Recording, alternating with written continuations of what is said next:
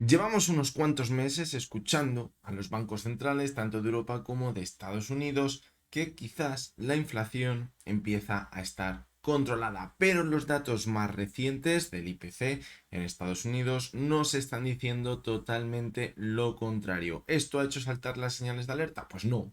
Lo que nos están contando es que no pasa nada, que son cosas totalmente estacionales y que esto se controlará de nuevo dentro de unos meses. Una historia que nos recuerda muchísimo a lo que nos decían en el año 2021. Y en el vídeo de hoy lo que os voy a comentar es mi opinión respecto a todo este tema. ¿Por qué pienso que la inflación no está para nada controlada? ¿Por qué pienso que la inflación puede volver a repuntar? ¿Por qué va a ser muy complicado bajar los tipos de interés de forma cercana o reciente, como se esperaba quizás a principios de año, que decían que iban a bajar 7 veces los tipos de interés este año? Ahora mismo el mercado ya solo descuenta 2 bajadas de los tipos de interés. Veremos las conclusiones y cuál puede ser la resolución de todo este entramado que parece que no va a tener un final feliz. Así que venga, porque va a ser un vídeo muy interesante y además tenéis cita con vuestro economista de cabecera.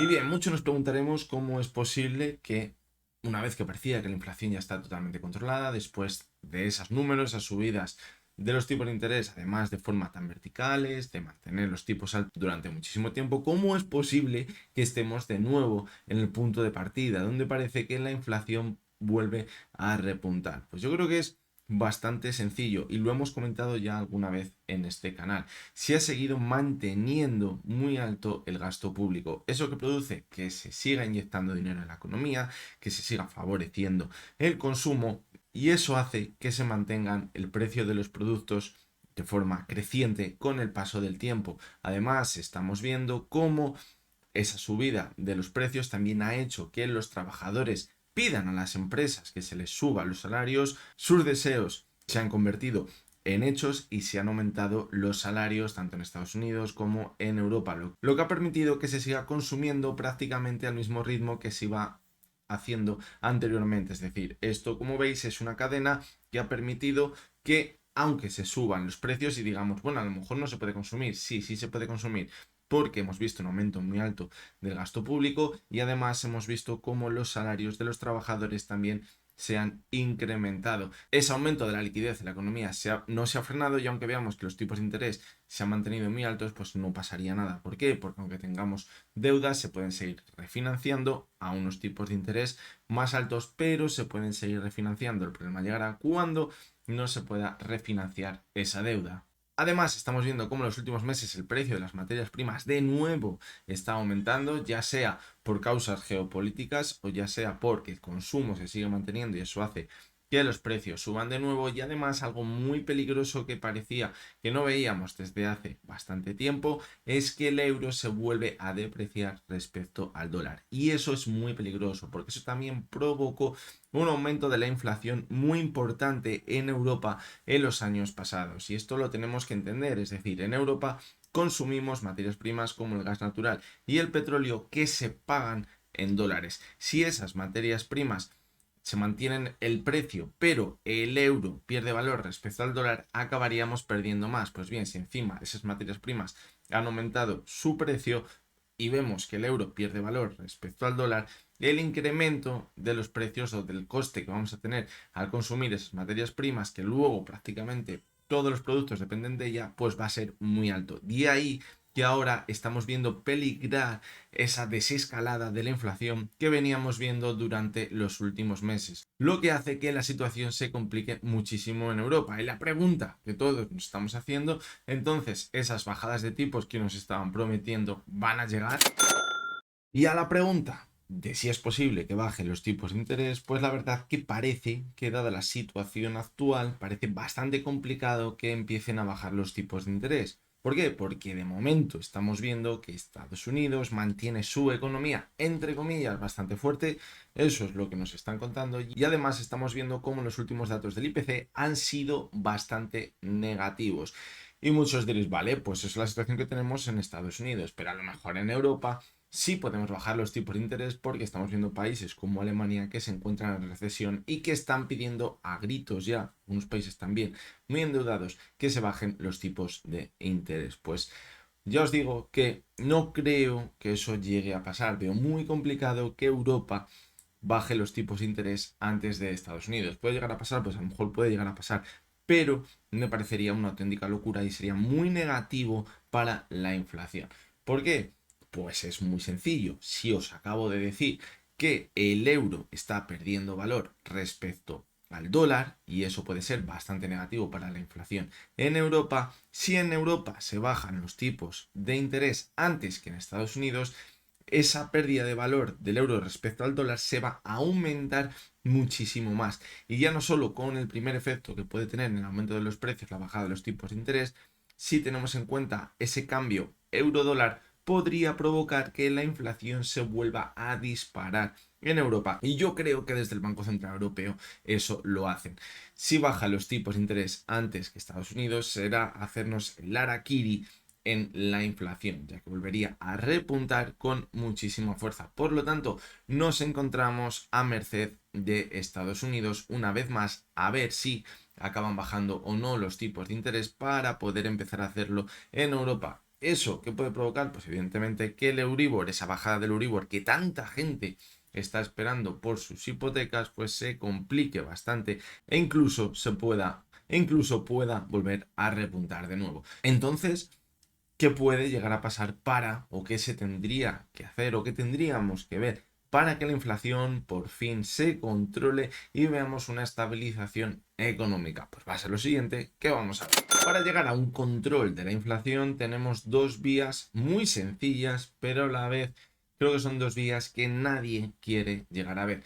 La primera de ellas es que empecemos a ser responsables con los niveles de deuda que tenemos tanto en Europa como en Estados Unidos, empezar a reducir el gasto público, dejar de inyectar dinero en la economía, dejar de seguir recomprando toda la deuda que tenemos que pagar y así reducir sus intereses, reducir ese gasto y a lo mejor empezar a ser un poquito más responsables. Pero si eso llega a pasar, puede que el resultado empiece a ser negativo para la economía y nos lleve a una recesión económica. ¿Por qué? Porque estamos viendo cómo la economía se está manteniendo por esas inyecciones de liquidez, por ese aumento del gasto público que incentiva el consumo y que mantiene la economía viva. Si desenchufamos ese cable, lo más probable es que nos quedemos sin energía económicamente y empecemos a ver cómo el deterioro económico es espectacular, tanto en Europa como en Estados Unidos. Por lo tanto, parece que esa vía,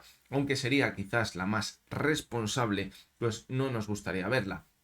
Y la segunda de las vías que nos podría llevar a una reducción de los precios, es decir, incluso a una deflación o a controlar de forma real los precios, sería la consecuencia de lo que acabamos de ver. Una recesión. Si llegase una recesión económica, como ha sucedido siempre, se estabilizarían los precios, incluso se reducirían y por lo tanto controlaríamos la inflación, pero todos sabemos cuáles son las consecuencias de una recesión económica: un aumento del paro, un aumento de la pobreza, un aumento de las desigualdades, y eso nadie lo quiere ver. Además, parece muy complicado, si lo hilamos también con lo anterior, que lleguemos a ver una recesión económica mientras se sigue manteniendo ese aumento tan desmesurado del gasto público y que está haciendo que nos endeudemos a unos niveles agigantados.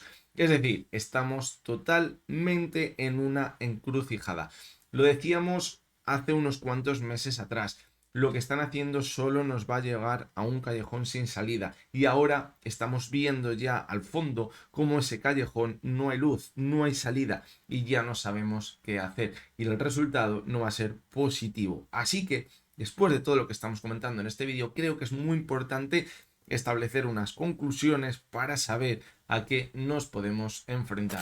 Como os decía, nos encontramos en una auténtica encrucijada, donde parece que no hay una solución y encima ahora nos nace ese riesgo tan alto geopolítico que puede hacer que las materias primas sigan aumentando de forma importante, como hemos visto durante los últimos meses. Pero a la vez también me parece que estos riesgos geopolíticos lo único que quieren cubrir son los excesos que estábamos viendo anteriormente, aunque se hayan subido los tipos de interés, la inyección de liquidez en los mercados y el gasto público ha sido desmesurado, eso provoca inflación. Entonces yo creo que todos estos riesgos geopolíticos les ponen delante, quizás les exageran muchísimo más para quizás así buscar una excusa de mira, yo es que no he hecho las cosas mal, sino que debido a este problema todo ha llevado a una situación mucho más complicada. Lo veíamos también cuando veíamos el conflicto entre Rusia y Ucrania.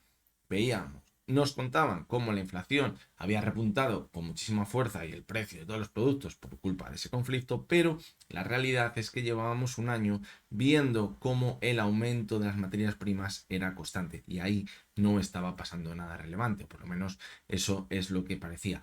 Por lo tanto, cuidado con basarnos única y exclusivamente en que el problema que estamos viendo en la economía al que nos vamos a enfrentar es por riesgos geopolíticos y buscar enemigos donde a lo mejor haya algún enemigo más que no nos están contando, porque estamos viendo que esto no nace de hoy, es decir, estamos viendo desde principios de año cómo el precio del petróleo está aumentando de forma importante, llevamos de principios de año viendo cómo el euro va perdiendo valor respecto al dólar, estamos viendo también desde principios de año cómo la deuda a 10 años en Estados Unidos está aumentando muchísimo su rentabilidad y parecía que el riesgo geopolítico no era tan alto como el que estábamos viendo ahora. Por lo tanto, creo que es importante que no nos desvíen la atención y busquemos el verdadero problema. Para nosotros mismos luego quizás buscar también las soluciones. Ahora mismo lo que estamos tratando, como ya os he dicho, es muy parecido a lo que veíamos año 2021-2022. Están utilizando la misma retórica. Están diciendo que bueno, que no pasa nada, que la inflación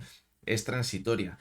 Lo decía en el año 2021. Ahora no es transitoria, ahora dicen que es estacional, que es un bache en el camino, dijo Powell el otro día. Entonces, bueno, la realidad es que lo que nos están contando es muy parecido a lo que veíamos anteriormente y ya vimos, y lo decíamos, que iban tarde con esa subida de los tipos de interés y provocó una inflación brutal. Y ahora a lo mejor están mirando para otro lado para no hacer frente a los verdaderos problemas que tiene la economía y a lo mejor cuando les intenten atacar de forma cierta, quizás rebajando esa liquidez y el aumento del gasto público, pues ya sea también demasiado tarde y nos lleve de nuevo a un aumento de la inflación o simplemente con no poder bajar los tipos de interés, creo que ya va a provocar un problema muy grande en la economía. Porque las empresas llevan muchos años acostumbradas, una década, a vivir con unos tipos de interés relativamente bajos. Pero evidentemente los directivos financieros de las empresas no son tontos y cuando se han endeudado y los tipos de interés están muy bajos no lo hacían en el corto plazo, lo hacían en el largo plazo.